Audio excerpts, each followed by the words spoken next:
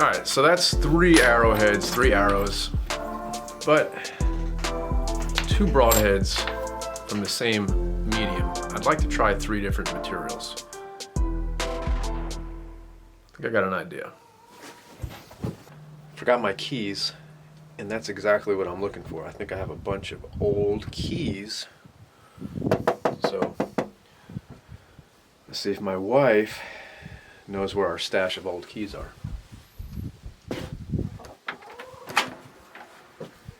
Got any old keys? Do you know where they are? Do we have any? Yeah, let me get them.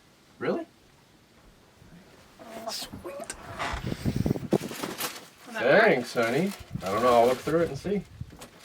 All right. See you later. All right, Later. See what we got.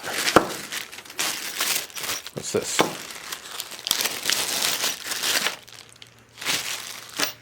Lock. Forgot I had that. Yeah, that's good. That's an extra car key. Can't use that. Let's see. I think we got. Oh yeah. Oh yeah.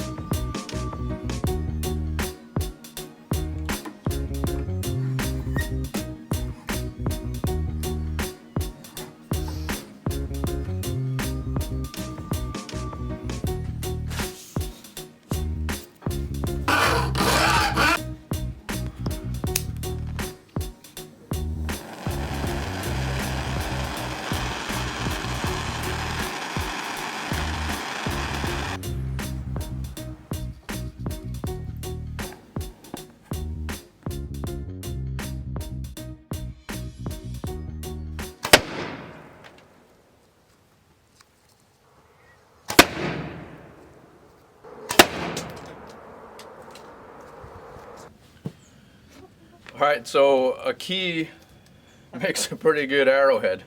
I'm pretty impressed. Now this little guy from the end of the spoon,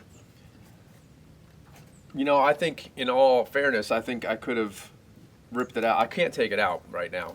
It was too difficult. I tried, but in all fairness, I should give it another shot because it didn't have great arrow flight. You can see it penetrated kind of crooked, so that already hinders the penetration.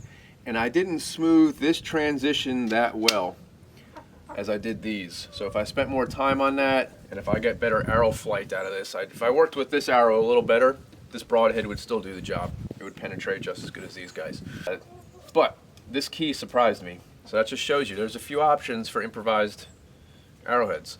Now, if you're interested in this kind of stuff, and you're curious what makes the best style arrowhead for hunting, I have a free instructional page and a link. If you click below this video, that'll take you to a hand drawing by me with has all the specs on how to make out of a super inexpensive material a really super effective arrowhead for hunting. And it's the same thing I've used all these years for hunting large game.